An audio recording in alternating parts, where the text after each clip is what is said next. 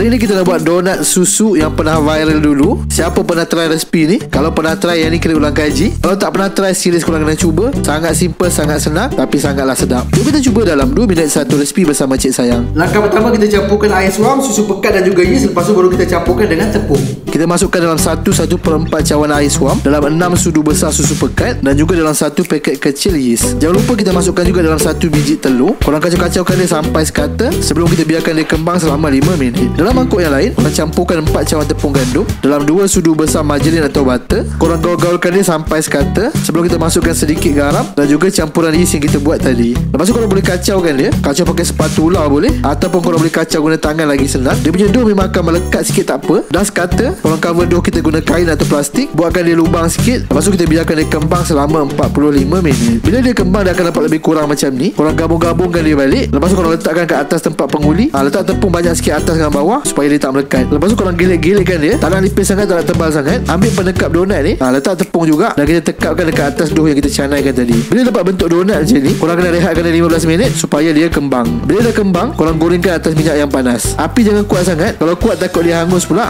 Bila dah garing kedua belah bahagian, korang boleh angkat. Kemudian kita campurkan dalam setengah cawan gula icing dan juga dalam 1 cawan susu tepung full cream. Gaulkan dia sampai sekata sebelum kita bedakkan kita punya donat dengan susu tepung tadi. Lepas tu siaplah kita punya donat susu. Jadi kalau makan panas-panas, serius sedap. Simple je resipi ni. Selamat mencuba. Jom follow kami untuk lebih banyak resipi menarik.